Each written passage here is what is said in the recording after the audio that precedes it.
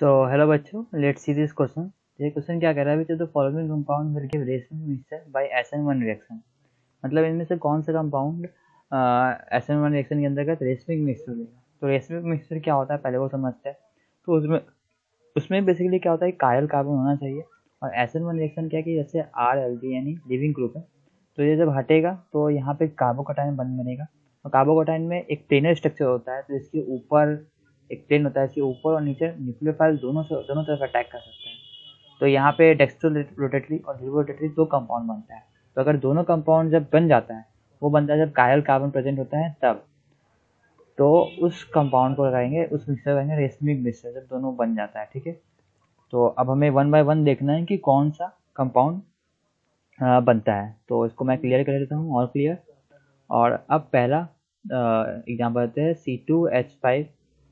ठीक है, ऊपर CH3, नीचे H और यहाँ Br। ठीक है, उसके बाद अगर हम लोग Br यहाँ से Br हटेगा, ठीक है, तो यहाँ पे हो जाता है C2H5 और यहाँ कार्बन है, ये यहाँ पे कार्बोकटायन बन जाएगा, ये CH3 हो जाएगा, ये H हो जाएगा। ठीक है, और यहाँ पे न्यूक्लियोफाइल अटैच हो जाएगा।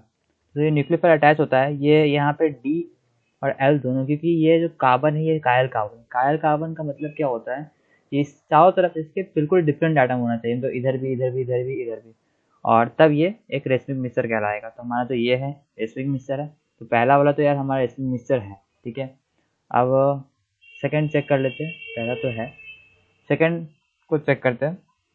तो सेकंड क्या है कि CH2 डबल बॉन्ड CH। ठीक है, उसके बाद इधर आ जाता है CH3 और यहाँ आ जाता है Br। तो यहाँ Br हटेगा। ठीक है, CH2 डबल बॉन्ड C और जो Br हटेगा तो यहाँ पे C में कार्बोकटायन बन जाता है HCH3। ठीक है, यहाँ भी अगर आप देखा जाए तो इसका कार्बोकटायन स्टेबलाइज भी है, क्योंकि इसकी वजह से। और यहाँ भी है, ये एक कायल भी है और यहाँ न्यूक्लियोफाइल अटैक करेगा, और एक कायल कार्बन भी है, तो यहाँ भी रेशमिक मिक्सचर फॉर्म करेगा। ठीक है, तो ये हमारा 2 नंबर भी फॉर्म कर रहा है, ये भी। सी को देख लेते हैं यार, सी क्या कह रहा है,